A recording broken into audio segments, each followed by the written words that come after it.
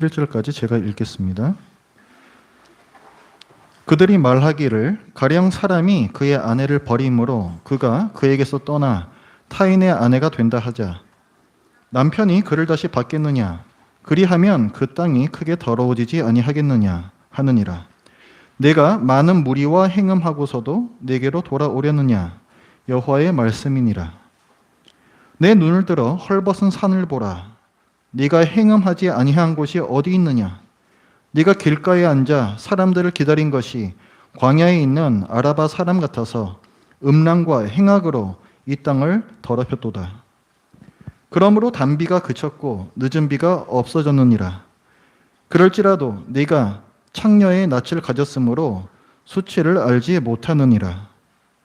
네가 이제부터는 내게 부르짖기를 나의 아버지여, 아버지는 나의 청년 시절의 보호자이시오니 노여움을 한없이 계속하시겠으며 끝까지 품으시겠나이까 하지 아니하겠느냐. 보라, 네가 이같이 말하여도 악을 행하여 내 욕심을 이루느니라 하시니라. 요시야 왕 때에 여호와께서 또 내게 이르시되 너는 배역한 이스라엘이 행한 바를 보았느냐. 그가 모든 높은 산에 오르며 모든 푸른 나무 아래로 가서 거기서 행음하였도다. 그가 이 모든 일들을 행한 후에 내가 말하기를 그가 내게로 돌아오리라 하였으나 아직도 내게로 돌아오지 아니하였고 그의 반역한 자매 유다는 그것을 보았느니라. 내게 배역한 이스라엘이 간음을 행하였으므로 내가 그를 내쫓고 그에게 이혼서까지 주었으되 그의 반역한 자매 유다가 두려워하지 아니하고 자기도 가서 행음함을 내가 보았노라. 그가 돌과 나무와 더불어 행음함을 가볍게 여기고 행음하여 이 땅을 더럽혔거늘 이 모든 일이 있어도 그의 반역한 자매 유다가 진심으로 내게 돌아오지 아니하고 거짓으로 할 뿐이니라. 여호와의 말씀이니라. 여호와께서 내게 이르시되 배역한 이스라엘은 반역한 유다보다 자신이 더 의로움이 나타났나니. 아멘. 사람들이 저지르는 많은 죄들 중에서 간음죄라는 게 있습니다. 간음이란 결혼한 사람이 배우자가 아닌 다른 이성과 도에 넘치는 어떤 정서적 교류와 또 육체적 관계를 갖는 것입니다. 간음이 심각한 이유는 배우자 간의 신뢰를 결정적으로 망가뜨리며 가정을 파탄에 이르게 하는 매우 심각한 결과를 갖고 오기 때문입니다.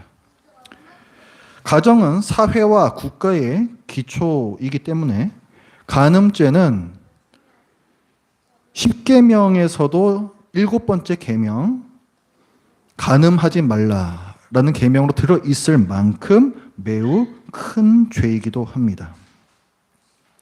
이스라엘이 끊임없이 하나님께 불순종하는 죄를 짓는데 하나님께서는 이런 이스라엘 백성에게 너희가 간음했다라고 말씀하십니다. 하나님께서 자기 백성과의 관계를 말씀하실 때 여러 가지 비유를 사용하세요. 제일 기본적으로는 왕과 백성입니다. 하나님은 왕이시고 그 백성은 그의 백성이다라는 거죠, 이스라엘이. 또 아버지와 아들의 친밀한 관계로 말씀하기도 하세요. 그래서 이스라엘에 대해서는 너는 내 장자다. 출애굽기에 그렇게 표현하십니다. 또 더 친밀하게는 부부 관계로 말씀을 하십니다. 예레미야에도 이제 그런 부분이 나오는데 2장 2절 말씀을 보면 가서 예루살렘의 귀에 외칠지니라. 여호와께서 이와 같이 말씀하시기를 내가 너를 위하여 내 청년 때의 인애와 내 신혼 때의 사랑을 기억하노니 이렇게 말씀하세요. 그러니까 이스라엘에 대해서 우리가 신혼 기간이 있었잖아. 이걸 말씀하시는 거예요. 그 광야 시절이 힘들었지만 그 광야 40년이 사실은 이스라엘이 하나님께 가장 잘 순종했던 기간이었습니다. 물론 거기서도 배역한 사건이 있었지만 대체적으로 오히려 더 하나님께 더 잘 순종했던 시간이었어요. 하나님을 더 사랑하고 그래서 그때가 이제 신혼 기간이다라고 표현을 하시는 겁니다. 자, 하나님께서 남편이시고 이스라엘 백성이 아내라는 말씀인데 결혼에다 비유하신 이유가 당연히 있겠죠. 결혼이란 무엇입니까? 한 사람의 남편이 되고 한 사람의 아내가 되는 거예요. 그렇죠?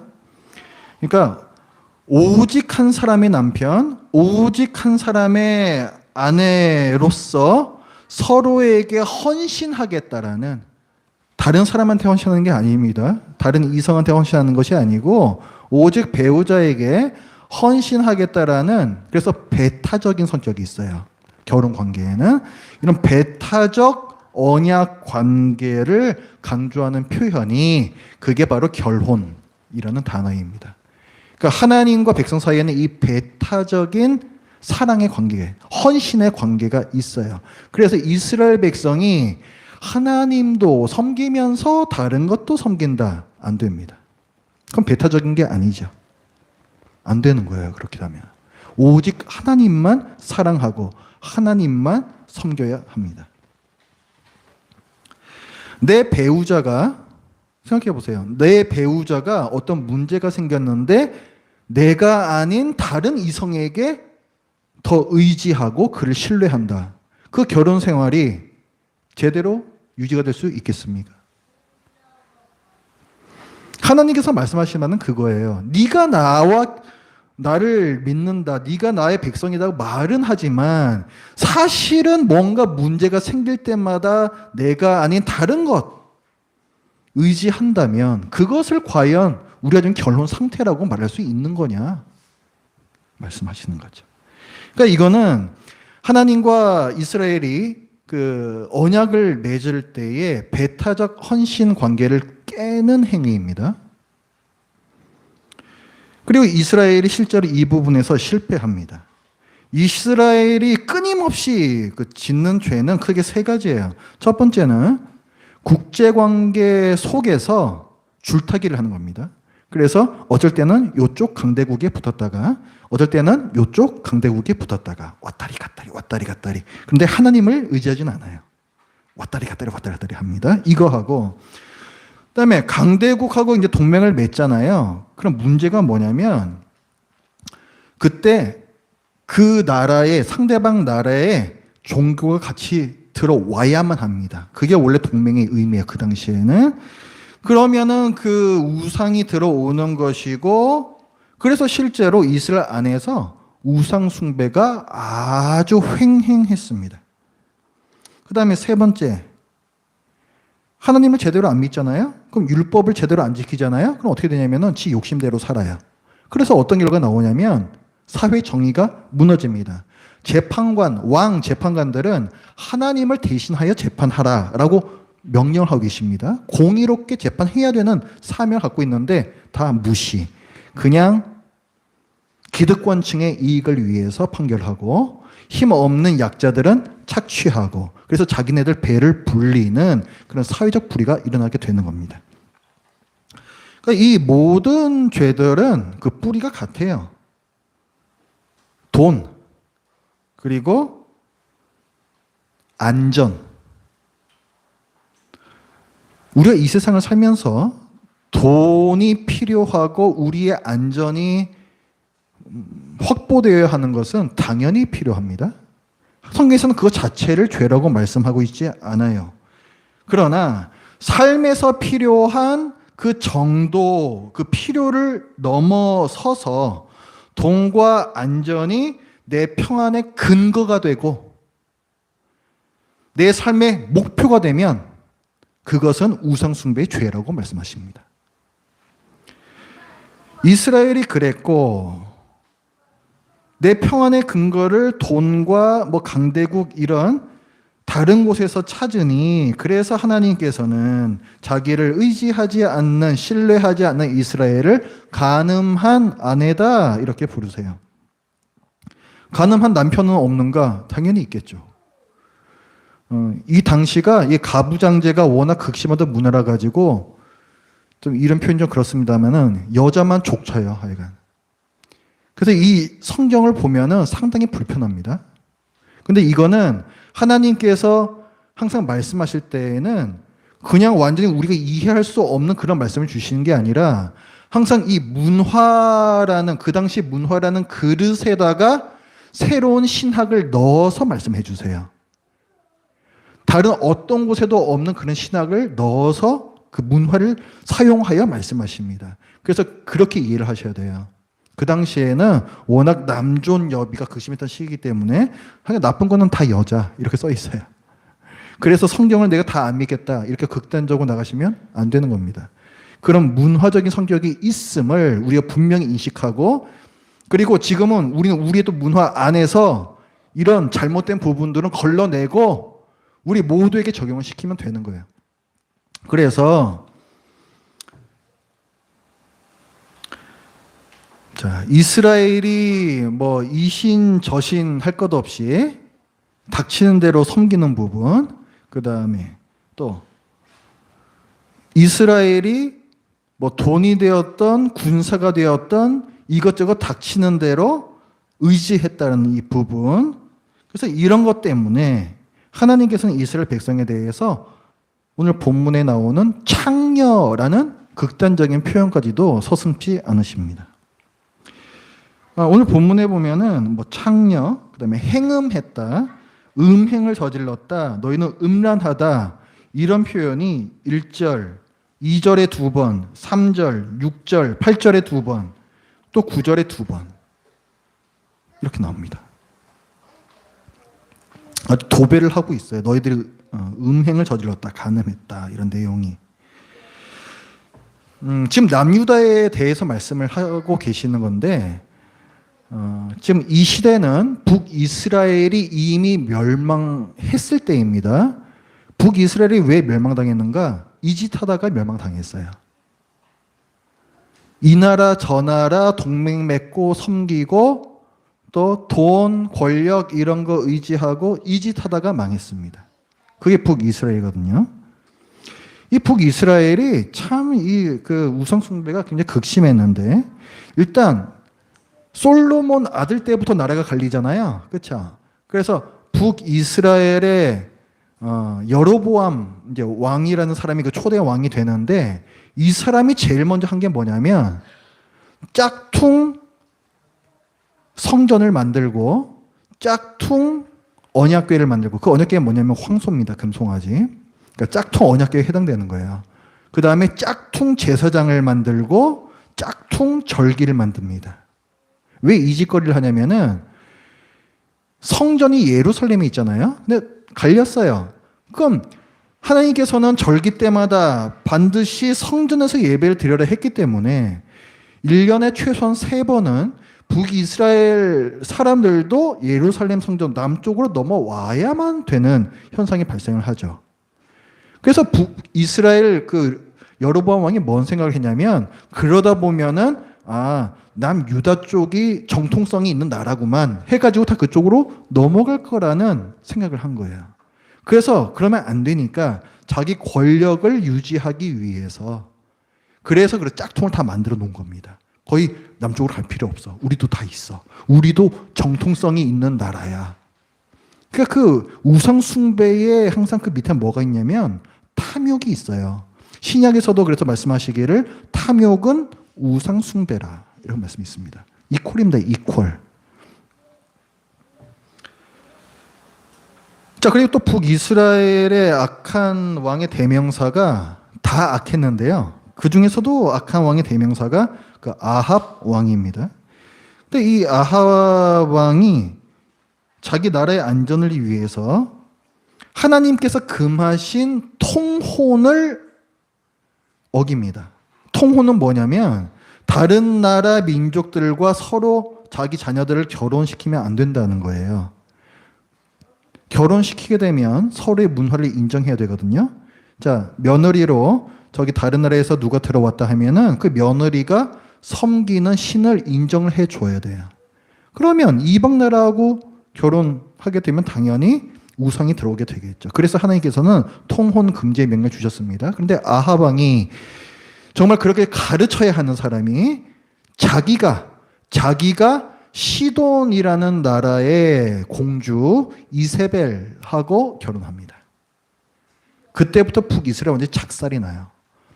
그 이세벨 그 시돈에서 섬기는 그 신, 그 바알과 아세라 신입니다. 풍요의 신이라고 불리는 그때부터 북이스라엘로 들어와서 완전히 망가뜨리고 나중에 그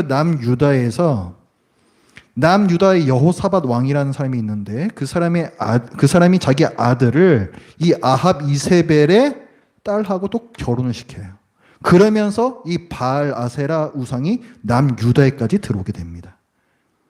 그러니까 계속 이 통혼, 결혼 이 관계를 통해 가지고 이방 신을 섬기는 우상 숭배가 시작이 된 거예요. 그러니까 북이스라엘의 아합 왕이 아주 나쁜 놈입니다. 그러니까 아주. 그래서 그 6절 말씀을 보면은 요시야 왕 때 여호와께서 또 내게 이르시되 너는 배역한 누구 이스라엘이 행한 바, 이 이스라엘이 북이스라엘이거든요. 지금 북이스라엘에 대해서 말씀하시는데 그가 모든 높은 산에 오르며 모든 푸른 나무 아래로 가서 거기서 행음하였도다. 예배는 어디서 드려야 되냐면 중앙 성소의 원칙이 있어요. 항상 예루살렘 성전에서 드려야만 하는 겁니다. 딱 한 군데에서. 근데 여기서 뭐라 그래요? 여기저기 높은 산에 가서 나무 밑에서 예배, 제사를 드렸다. 이거 이방신의 관점이거든요. 높은 산, 높으니까 신이 내려오기 쉽잖아요. 거기는 신이 내려온다고 봤단 거예요. 그래서 높은 산. 그래서 이제 우리 성경을 보면은 항상 그 산당에 대한 얘기가 나옵니다. 다 개혁하는데 산당은 철폐 못했더라. 뭐 이런 말이 나오거든요. 그 산당이 뭐 높고 낮은 그 산 위에 있는 어떤 제사를 지내는 그런 곳이에요. 근데 그런 곳이 이제 일종의 만신전처럼 오용이 되는 거예요. 뭐 어디든 어떻습니까? 거기서 하나님만 섬기면 그래도 괜찮지 않은가? 문제는 뭐냐면 중앙성소가 아니고 여기저기니까 관리가 안 되잖아요. 그러니까 슬쩍 가가지고 우상신한테도 예배를 드리고 이런 게 빈번하게 이루어진 거예요. 그래서 하나님께서는 산당을 없애라 계속 말씀하시는 겁니다. 지금 북이스라엘도 그 짓거리를 했다라고 지금 6절이 지금 말씀을 하고 있는 거예요. 그 아하방 때 그렇게 우상들 막 들어오고 하면서. 그래서 북이스라엘의 선지자들이 여기에 대해서 계속 이제 경고를 합니다. 자꾸 이 나라 저 나라 하고 동맹 맺으면 안 된다. 결혼 동맹 이런 거 맺으면 안 된다. 그게 이제 7절 말씀인데 그가 북이스라엘이 이런 모든 일들을 행한 후에 내가 말하기 하나님께서 말씀하시기를 그가 내게로 돌아오리라 하였으나 선지자를 계속 보내가지고 돌아와라 하시는데 아직도 내게 돌아오지 아니하였고 끝까지 돌아오지 않았어요. 북이스라엘은. 그래서 결국 이제 망합니다. 나라가. 북이스라엘이 하나님과 맺었던 그 배타적 헌신의 그 언약을 깼기 때문에 그래서 하나님과 맺었던 언약에는 복과 저주의 조항이 같이 들어가 있거든요. 순종하면 복이요, 불순종하면 저주. 그래서 그 언약적 저주가 시행이 됩니다. 북이스라엘에 대해서 하나님께서 당시 강대국이었던 아수르를 사용하셔서 북이스라엘을 치세요. 그래서 완전히 멸망을 시키십니다.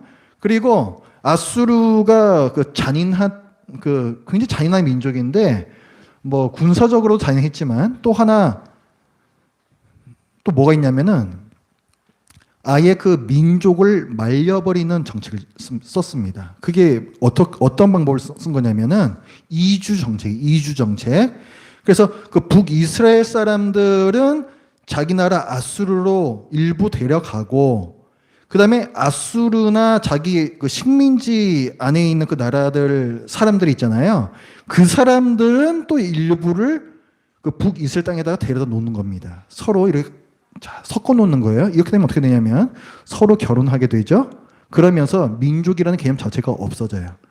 그러니까 이게 민족의 씨를 말리는 정책을 편 겁니다. 그래서 북이스라엘 그 열지파가 완전히 없어져요. 그래서 나중에 그 바벨론에 끌려가고 그 다음에 다시 그 돌아오고 지금까지도 우리가 유대인이라고 부르죠. 유대인. 왜 유대인이라고 부르냐면은 북이스라엘이 완전 씨가 말랐기 때문에 그래요. 그 민족이 아예 없어졌습니다. 그래서 예수님 시대에도 보면은 그 북이스라엘의 뭐 사마리아 거기가 이제 그 수도였거든요. 과거에. 그래서 이제 거기 사는 사람들에 대해서 뭐라 그래요? 거기 사람 취급을 안 해요. 너희들 혼혈이잖아. 너희들 이방인의 더러운 피가 섞였잖아. 너희들은 이제 하나님의 백성이 아니잖아. 개라는 표현 써요. 개. 예수님께서도 그런 표현 쓰잖아요. 수로보니게 여인이 찾아와가지고 제 아들 좀 고쳐주십시오 하니까 그런 어떤 심한 말을 하신단 말이에요. 자녀에게 줄 떡을 개에게 던져주겠느냐 이런 말씀을 쓰. 그게 예수님께서 그 당시에 통용어를 쓰신 거예요. 예수님만 되게 잔인한 말을 하시는구나가 아니고 그 당시 통용어예요. 그 사람들에 대한 거. 그 정도로 무서운 심판이 내려졌다는 거예요. 북이스라엘에. 그래서 이렇게 북이스라엘이 멸망한 사건에 대해서 하나님께서는 이것을 이혼했다. 이혼이라고 표현하세요. 그 8절에 보면은 내게 배역한 이스라엘이 간음을 행하였으므로 내가 그를 북이스라엘을 내쫓고 그에게 이혼서까지 주었으되 이렇게 말해요. 하나님의 백성이 아니라는 거야 이제. 결혼에다가 비유를 했었고 간음이라는 표현도 나왔었고 이제 이혼이라는 표현까지 나오죠. 계속 결혼이라는 어떤 모티프가 있는 겁니다. 자, 그 이어지는 8절 뒷부분에 보면은 남유다가 이제 이걸 봐요. 북이스라엘 멸망당한 걸 지켜봤습니다. 하지만 여기서 영적 교훈을 받지를 못해요. 우리도 성경 보면서 교훈을 받아야 돼요. 나는 안 그런가? 그거 항상 봐야 된다고. 근데 이 남유다가 그런 교훈을 얻지를 못했어요. 그리고 북이스라엘하고 똑같이 행합니다.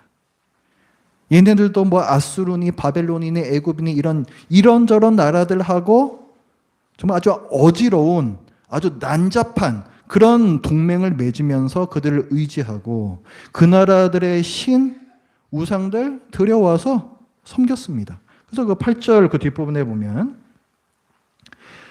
그의 반역한 자매 유다가 이제 남유다예요. 두려워하지 아니하고 자기도 가서 행음함을 내가 보느라 똑같다는 거예요. 그가 돌과 나무와 더불어 행음함을 이게 우상 숭배죠. 가볍게 여기고 행음하여 이 땅을 더럽혔다. 자, 2절 말씀을 보면 내 눈을 들어 헐벗은 산을 보라. 네가 행음하지 아니한 곳이 어디 있느냐. 산이 반질반질해요. 얼마나 그 산을 갖다 오르락내리락 했으면은 산이 반질반질 하겠습니까? 그만큼 그 높은 산, 거기 뭐 산당이나 이런 게 있다 그랬잖아요. 우상숭배를 그렇게 아주 심하게 했다는 거예요. 그 다음에 그 2절 뒷부분에는 네가 길가에 앉아 사람들을 기다린 것이 광야에 있는 아라바 사람 같아서.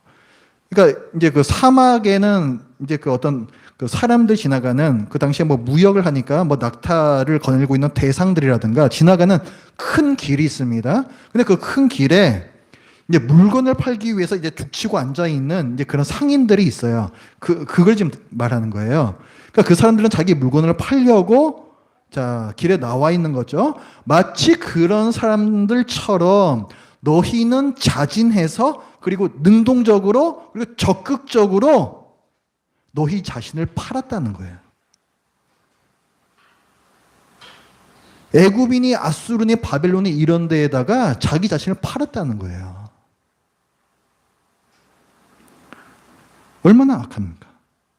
이런 남유다에게 하나님께서는 너희에게도 이제 언약적 저주를 시행하겠다라고 선지자를 통해서 수차례 경고하십니다. 그런데 이들도 북이스라엘과 마찬가지로 또 듣지 않아요. 그래서 하나님께서 심지어 자, 언약적 저주는 3종 세트입니다. 첫 번째가 가뭄의 가뭄. 가뭄이 들면은 굶주리게 되겠죠. 그래서 가뭄, 기근 이게 첫 번째 언약적 저주고 두 번째가 전염병입니다.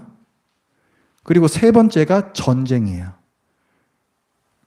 그 신명기 28장에 보면은 그 3종 세트를 언약적 저주로 내리겠다 말씀을 하고 실제로 이스라엘의 역사에서 그들이 불순종할 때는 그런 저주들 중에 뭔가가 내려옵니다. 근데 그 세 가지 중에서 가장 약한 것이 그나마 가뭄과 기근이에요. 지금 3절에 보면은 그러므로 단비가 그쳤고 늦은 비가 없어졌느니라 가뭄이죠. 하나님께서 언약적 저주의 1단계를 시행하셨어요. 그럼에도 불구하고 그럼에도 불구하고 그럴지라도 네가 창녀의 낯을 가졌으므로 수치를 알지 못한다. 반성할 줄을 모른다. 얼마나 그 죄가 깊은지. 그 가뭄과 기근 중에서 이들의 입에서 나오는 뻔뻔스러운 말을 한번 보십시오. 4절에 보면 네가 이제부터 내게 부르짖기를, 그 상황에서 뭐라고 얘기를 하냐면 나의 아버지여, 아버지는 나의 청년 시절의 보호자이시오니, 아까 청년 시절에 그 신혼기가 나왔었죠. 그 좋은 시절이 있었죠. 우리 그렇게 잘 지냈었잖아요. 노여움을 한없이 계속하시겠으며 끝까지 품으시겠나이까 하지 아니겠느냐? 이게 요 부분만 따서 읽으면은 뭔가 좀 회개하는 기도인 것 같아 라는 생각이 드는데 그런 게 전혀 아닙니다. 이건 뭔 말이냐면은 좋으신 하나님께서 우리를 멸망시키겠나, 이러다 마시겠지, 이런 얘기예요. 이런 얘기. 그래서 그 5절 뒷부분에 보면은 네가 이같이 말하여도 악을 행하여 내 욕심을 이루느니라. 뭐 그러시다 말겠지 하면서 하던지 계속 한다는 거예요. 끝까지. 유다가 그랬다는 거예요. 유다가. 그 오늘 본문인의 그 6절에 보면은 그 요시야 왕 때에 이런 표현이 나와요. 남유다의 선한 왕입니다. 그래서 이 요시야 왕 때에 예레미야에게 주신 그 심판의 경고인데요. 그 요시야 왕 때에 기념비적인 사건이 하나가 있어요. 종교개혁을 일으켰습니다. 요시야 왕이 그 우상을 숭배하는 그 남유다에서 종교개혁을 일으켜요. 성전을 어디 청소하다가 갑자기 이제 그 어떤 율법책이 나와요. 보통 그 학자들은 그걸 신명기라고 보는데, 그래서 그동안 잊혀져 있었던 율법책. 그러니까 얼마나 이 나라가 타락했다는 얘기입니까? 율법책은 항상 왕의 옆에 두고 그 등사본을 직접 필사를 하게끔 했던 게 신명기 규정이거든요. 그런데 그 먼지가 새까맣게 쌓인 그런 율법책이 성전에서 발견이 된 거예요. 그래서 그거를 보고서 이제 요시야 왕이 이래서는 안 되겠다 생각하면서 종교개혁을 일으킵니다. 우상 다 걷어치워. 성전 빨리 보수해. 우리 여기서 예배 드려야 돼. 우리 여기서 6월절 예배 드릴 거야. 이렇게 해도 실제 이제 그렇게 해요. 대단한 일이죠. 그러나 이 종교개혁도 남유다의 그 타락한 그 어떤 영적인 그 부패를 몰아내기에는 역부족이었어요. 진짜 아까 말씀드린 그런 외면적인 종교개혁은 있었지만 하나님께 배타적으로 헌신하는, 속마음까지 완전히 회개하는 진정한 종교개혁에는 실패합니다. 그게 이제 10절 말씀에 나와요. 자, 이 모든 일이 있어도 그의 반역한 자매 유다가 진심으로 내게 돌아오지 아니하고 거짓으로 할 뿐이니라. 종교개혁은 했는데 진심으로는 안 했다는 거예요. 이런 완악한 남유다에 대해서 하나님께서는 너희에 비하면 차라리 저 멸망당한 북이스라엘이 더 낫다, 이렇게까지 말씀하실 정도였어요. 그래서 그 11절이 그 말씀이죠. 여호와께서 내게 이르시되 배역한 이스라엘은, 북이스라엘이 반역한 유다보다, 너희보다 자신이 더 의로움이 나타났다 하는 꼬라지를 보니까 차라리 걔네들이 더 나아 말씀이에요. 그러니까 하나님께서 뭘 말씀하고 싶으신 거냐면 너희보다 차라리 의로운 북이스라엘이 멸망당했다면 너희에게도 반드시 언약적 저주로서 멸망이 임할 수밖에 없다, 이걸 말씀하시는 거예요. 그러니까 너희 남유다도 이혼당할 수밖에 없다 말씀하시는 겁니다. 그걸 이제 하나의 비유로 말씀하시는데 그게 1절이에요. 그들이 말하기를 가령 사람이 그의 아내를 버림으로 그가 그에게서 떠나 타인의 아내가 된다 하자 남편이 그를 다시 받겠느냐? 그리하면 그 땅이 크게 더러워지지 아니하겠느냐? 이게 무슨 말이냐면 이게 신명기 24장 1절부터 나오는 그 율법을 여기서 다시 인용을 한 겁니다. 그래서 그때 이제 뭔 말이냐면은 자, 부부가 있었는데 이혼을 했어요. 그래서 이혼한 아내가 다른 남자와 이제 재혼을 했습니다. 그런데 이 여인이 어떤 이유로든 뭐 또 사별을 했던 또 이혼을 했던 어떤 이유로든 또 다시 혼자가 되었어요. 그러면은 전 남편은 이 여인과 결혼할 수 없다라는 율법입니다. 그러니까 어쨌든 한번 이혼했으면 그 다음에 이 사람이 재혼을 했으면 다시는 이 사람과 다시 결합할 수가 없어요. 거기에 대한 율법이거든요. 자, 여기 우리 그 1절 말씀을 보면은 그 사람이 그의 아내를 버림으로 아내가 떠났다 하니까 남자가 이제 잘못한 걸로 읽히죠? 아내를 왜 버려? 그죠? 그런데 구약 성경 우리가 읽어보면요. 이혼을 할 수 있는 경우는 매우 제한되어 있습니다. 매우 제한되어 있어요. 그 남편에게 이제 수치스러운, 남편에게도 아니고 어떤 수치스러운 일을 행했을 때라는 표현이 있는데 그걸 갖다가 신약 시대의 예수님께서는 그걸 뭐라고 말씀하시냐면은 간음한 연고 외에는 아내를 버릴 수 없다라고 말씀하십니다. 그러니까 그렇게 우리가 이 3장 1절 말씀을 읽으면은 왜 남편이 아내를 버렸는가? 아내가 간음했기 때문이에요. 그러니까 그 죄의 원인이 아내에게 있는 겁니다. 그래서 아내가 지금 이혼을 했다. 아내가 간음을 했다. 그래서 이혼을 당했다. 그런데 이 여인이 전 남편이 살아있는데 다른 남자하고 결혼을 하잖아요. 이건 그러면은 간음이 돼요. 이렇게 하면 간음이 돼요. 법적으로는 이혼이 됐다 하더라도 하나님께서 보시기에는 둘이 한 몸 된 것을 사람이 나눌 수 없느니라 이 관점에서 보세요. 그래서 법적으로는 인간의 완악함 때문에 어쩔 수 없이 이혼을 시켜주시지만 그러나 엄연히 남편이 살아있다라고 하나님께서는 보시기 때문에 재혼을 하는 경우에는 간음으로 여기십니다. 그래서 그게 먼저 첫 번째 잘못이고 이 사람이 또 이혼을 하죠? 여자가 또 이혼을 했어요? 그 다음에 또 이쪽 합친다? 그럼 벌써 이게 뭐 계속 왔다 갔다 하는 거잖아요. 굉장히 문란한 거예요. 그래서 이것도 간음죄가 되는 겁니다. 이런 일은 하나님의 거룩한 땅을 더럽히는 행위다 해서 1절, 2절, 9절 세 번이나 말씀을 하십니다. 이런 문화는 사실 지금 이 시대도 그렇고 과거 가나안 사람들 있잖아요. 원래 이 가나안 땅에 살고 있었던 사람들, 그 사람들의 문화이기도 했어요. 그들은 그런 거 아무렇지도 않게 뭐 사람끼리 좋으면은 뭐 같이 결혼할 수도, 다 재혼할 수도 있는 거고, 다시 합칠 수도 있는 거지 뭐. 그렇게 살았던 사람들이거든요. 근데 하나님께서는 그것은 내 거룩한 땅을 크게 더럽히는 행위다. 이렇게 말씀하세요. 자, 지금 그런데 남유다가 뭘 하고 있다? 영적 간음을 저지르고 있다. 이 나라 저 나라 다 의지하고 이신저신 다 왔다리 갔다리 하면서 섬기고 있다.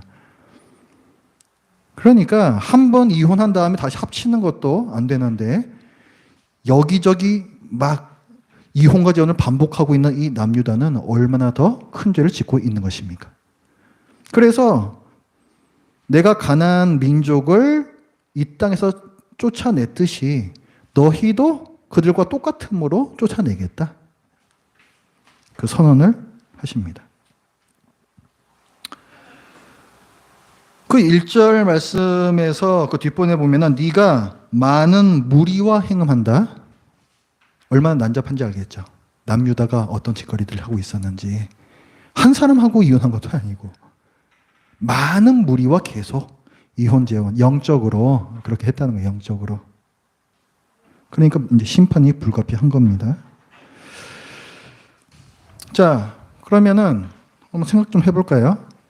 이 당시가 굉장히 국제정세가 어지러웠다 그랬습니다. 급변하는 국제정세. 이 가운데에서 그럼 북이스라엘과 남유다가 살아남기 위해서는 어떻게 해야 했을까요?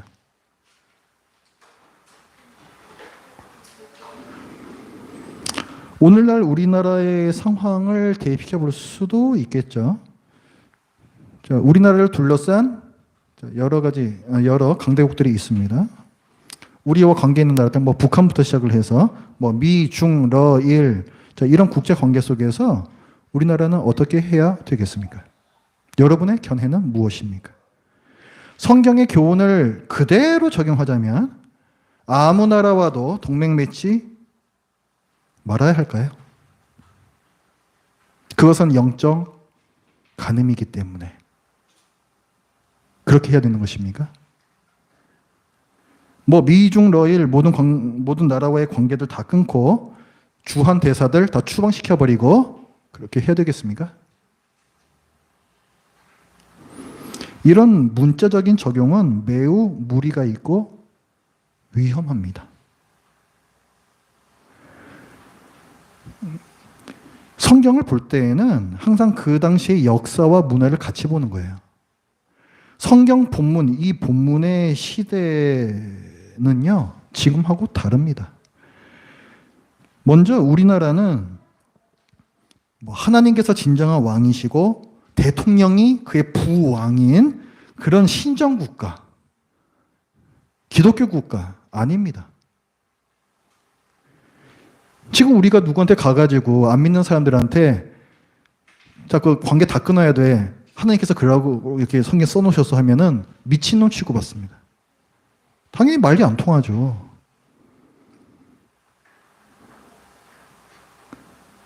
그리고 설령 기독교 국가라고 할 때에도 지금 이 시대는요, 실리 외교가 당연합니다. 우리는 아무 나라하고 동맹 맺지 않겠소 해가지고 우리는 중립국가요. 그럼 딴 나라가 안 쳐들어온대요, 그러면? 그렇게 순진한 발상이 어디 있습니까? 자기 힘이라 좀 키워놓든가 그러면. 그게 안 되면은 동맹을 맺든 어떻게 하든 자기 나라 지켜야 되는 거예요. 그리고 또 한 가지는 고대 근동에서 나라 간의 동맹을 맺는 거의 의미가 오늘과 다릅니다. 아까 잠깐 말씀드렸지만은 나라와 나라 간의 동맹을 맺으면 서로 그 반대쪽 나라의 문화를 우리는 다 인정하겠소라는 그 의미가 그 안에 들어가 있습니다. 그래서 그 과정 가운데에서 다른 나라의 종교가 들어오고 우상 숭배가 시작되기 때문에 하나님께서 그러지 말라고, 그래서 동맹하지 말라고 하셨다 그랬죠. 지금은 그렇지 않아요. 동맹 안 맺어도 어차피 문화는 들어오는 것이고, 또 동맹 맺는다고 해가지고 반드시 그 나라의 특정 문화를 받아들여야 하는 것도 아닙니다. 상황이 다르다고요. 우리는 다른 상황 가운데 살고 있고 우리나라의 이익을 도모하는 실리 외교를 하는 것이 맞습니다. 그러면은 이제 여러분의 일상생활에 대해서도 한번 좀 적용을 해보죠. 여러분 살면서 계속 이번 주에도 지난주에도 여러 가지 어려운 일들을 겪으셨을 거 아니에요? 그러면은 자, 이 세상이 어떤 세상입니까? 눈 감으면 코 베어가는 세상입니다. 이런 세상에서 어려움이 닥쳤을 때 순진하게 인간적 방법을 하나도 쓰지 않고 오직 하나님만 바라보리라 하면서 기도만 하고 있어요. 잘 하는 것입니까? 정말 할 수 있는 게 없어가지고 기도하는 거 말고 성경에서는 뭐를 말씀합니까? 성경도요, 어려운 상황에서는 우리의 이 지혜로 짜내는 방법이 필요하다라고 말씀하세요. 하나님께서는 하나님의 일을 하시는 거고 우리는 우리가 할 수 있는 일을 하라고 말씀하고 있습니다. 그 대표적인 예가 다윗이에요. 하나님의 마음에 합한 자라는 명예스러운 이 수식어를 갖고 있는 다윗은 사울 왕에게 쫓기는 위기 상황에서 적국 블레셋으로 피신하여서 그들의 힘을 빌어 생존합니다. 근데 성경에는 이런 다윗에 대해서 책망하는 뉘앙스가 전혀 없어요. 아무 문제 없다는 얘기입니다. 만약 오늘 본문의 교훈이 현실적인 방법을 사용하는 것은 믿음이 없는 행위이고 우상 숭배이고 죄다 이런 거라면 도대체 다윗을 어떻게 설명할 겁니까? 다윗이 다른 나라의 힘에 의지할 때에는 하나님께서 오케이 하셨고 남유다가 다른 나라의 힘에 의지할 때에는 책망하시는 하나님은 그러면 일관성이 없으신 하나님이신가요? 자기 마음이신가요? 그냥? 이럴 때는 화내다 이럴 때는 어허허 하셨다가 그런 하나님을 우리가 어떻게 믿습니까? 신약 시대에 와서 바울 사도는 어떻습니까? 바울 사도 역시 불필요한 고문을 피하기 위해서 로마 시민이라는 신분을 이용합니다. 또 예루살렘에서 부당한 재판을 받게 될 것을 피하기 위해서 로마 황제 앞에서 재판을 받겠노라 라고 상소해요. 인간적인 방법이죠, 굉장히. 그러니까 구약 성경이나 신약 성경이나 인간적 방법을 사용하는 것 자체를 잘못이라고 비판하지 않습니다. 그러니까 오늘 본문의 이 교훈이 현실적인 방법을 쓰지 마라. 이게 아니라는 거예요. 아니라고요. 현실적인 방법 쓰는 것 자체는 문제가 되지 않습니다. 그러면 이스라엘은 왜 멸망당했는가? 다윗, 바울과 이 이스라엘의 차이는 무엇인가? 속이 달라요, 속이. 속이 달라요. 다윗과 바울은 하나님만 신뢰하면서 하나님의 율법을 어기지 않는 그 선을 반드시 지킵니다. 이거는 그 속 마음 가운데에서 하나님을 경외하는 마음이 있을 때만 가능한 거예요. 다른 사람들은 다 은근슬쩍 넘어가고 할 때 이들은 절대로 넘어가지 않습니다. 그러면서 최선을 다해서 인간적 지혜를 사용했던 사람들이고, 이스라엘은 하나님을 신뢰하지 못하여 율법을 어기면서까지 최선을 다해 인간적 지혜를 사용했던 사람들입니다. 둘 다 최선을 다해서 인간적 지혜를 사용하는데 속이 다르다고요, 속이. 날 구원하실 하나님을 신뢰하는 기반 위에서의 인간적 방법이냐 여부입니다. 돈 하면서 신뢰의 대상이 바뀌지 않았는가? 그걸 하나님께서는 짚어보라는 거예요. 돈 필요한데 신뢰의 대상 자체가 돈이 되지 않았느냐? 짚어보라는 거예요. 집, 자동차, 자녀, 자기 실현 다 좋은데 그러면서 헌신의 대상이 바뀌지는 않느냐 하는 거예요. 결국 내 욕심 아니냐 하는 거예요. 결국 내 욕심. 우리는 이스라엘과 다릅니까? 이들은 한 번도 하나님을 섬기지 않은 적은 없습니다. 문제는 하나님을 섬기며 늘 다른 것을 함께 섬기고 의지했다는 점이에요. 배타적 헌신에 실패했다는 것. 그것이 늘 문제였습니다. 우리도 그렇지 않습니까? 그들과 우리가 다른 점이 없어요. 그렇다면 우리에게 남은 것은 무엇입니까? 하나님께서 우리에게 주실 것은 무엇입니까? 멸망밖에 없습니다. 멸망밖에 없어요. 그러나 참 놀랍게도 하나님께서는 이스라엘에게 새로운 언약을 주십니다. 그게 오늘 본문 뒤에 나오는 14절부터 18절까지의 말씀이에요. 이 내용을 보면은 하나님께서 너희들이 이제 나라가 망하고 포로로 끌려가고 되겠지만 나중에 내가 너희를 다시 이 땅으로 데려와 회복시키겠다. 땅과 백성의 회복에 대한 약속을 주세요.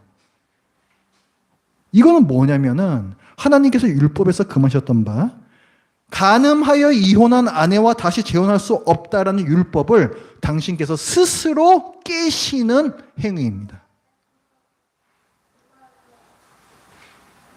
굉장히 놀라운 말씀하시는 거예요. 아니 어떻게 그렇게 음란한 여인과 그렇게 음란한 남편과 같이 있을 수가 있습니까? 어떻게 그렇게 수많은 죄를 지었던 남유다 백성하고 다시 합치실 수가 있습니까? 이 14절부터 18절의 이 새 언약의 말씀이 31장으로 가게 되면은 메시아를 통해서 그 더러운 죄들을 모두 다 사하겠다라는 더 구체적인 말씀으로 계시가 발전을 해요. 그 약속의 성취, 그 메시아가 바로 예수 그리스도십니다. 북이스라엘 남유다와 다름없이 음란한 이 대상 저 대상 할 것 없이 닥치는 대로 간음하고 있는 이런 우리들이 멸망당하지 않고 하나님의 백성으로서 영원히 유지될 수 있는 이유가 메시아이신 예수 그리스도의 십자가 대속 때문이라고요.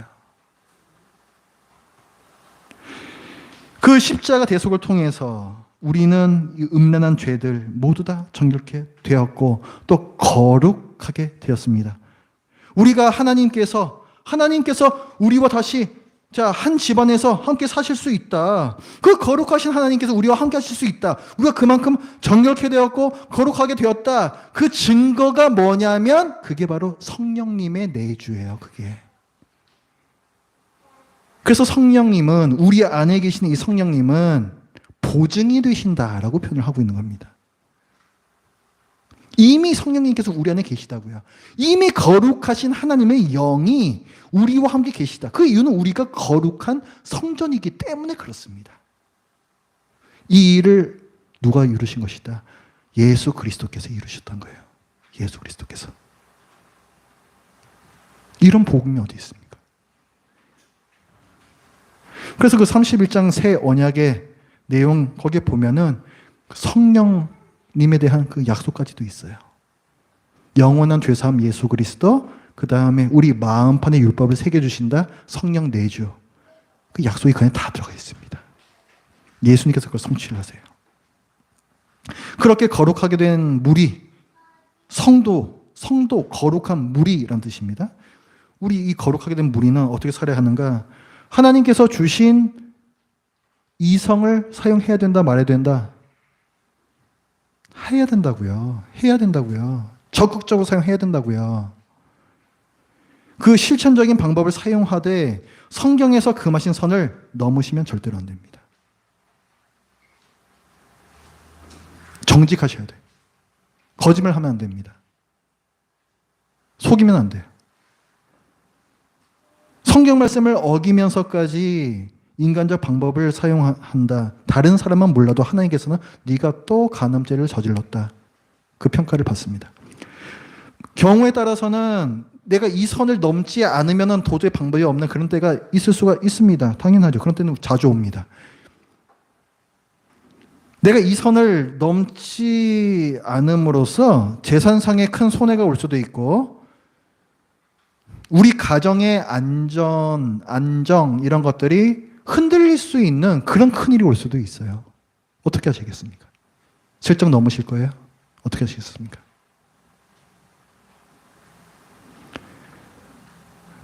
사도 요한은 로마 제국의 그 착취적인 경제 시스템을 비판하면서 그 성에서 나오라라고 명령합니다.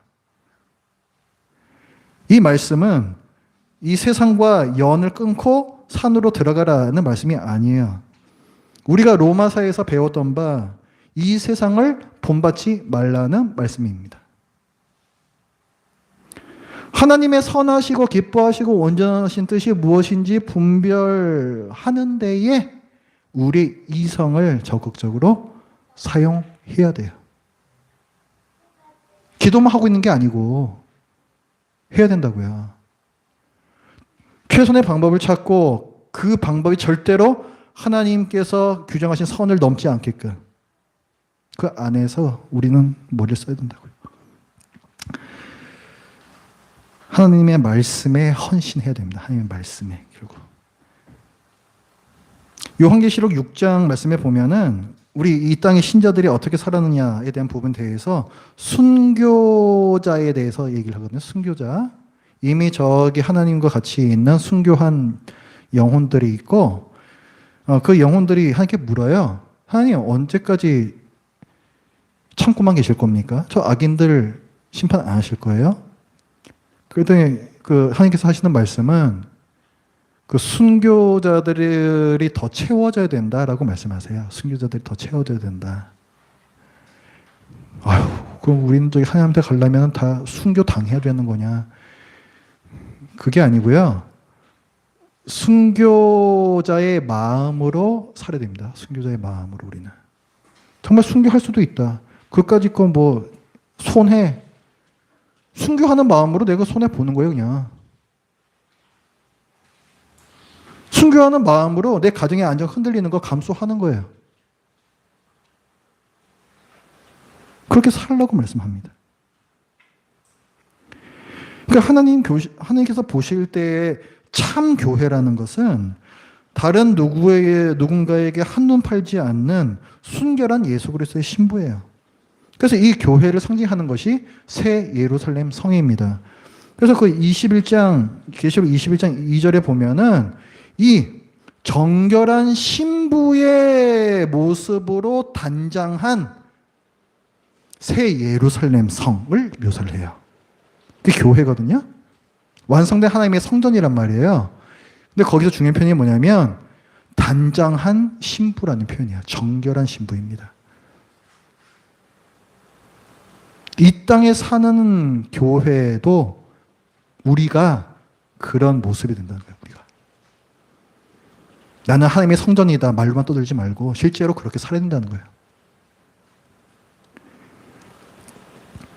예수 그리스도를 통해서 정결케 되고 또 이 세상을 본받지 않음으로 정결함을 유지한 우리는 예수님께서 다시 오시는 날에 그 새 하늘과 새 땅이 이루어질 때에 남편이신 하나님으로부터 극진한 위로와 사랑을 받게 됩니다.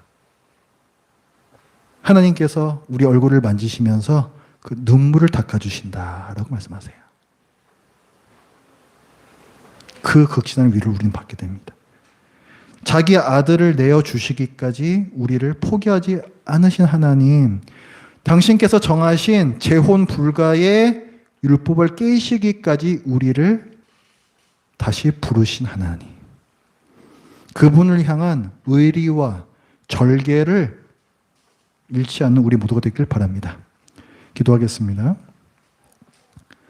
하나님 아버지, 오늘 예레미야 말씀을 저희들이 함께 보면서 저희들 가슴 가운데 많은 또 찔림이 있습니다. 저희들이 하나님의 백성이라고 하면서 그러나 또 다른 것들의 또 백성이기도 했던 우리의 이 삶을, 저의 이 삶을 주님 앞에 내어놓고 주여 용서를 구합니다. 하나님 아버지시여,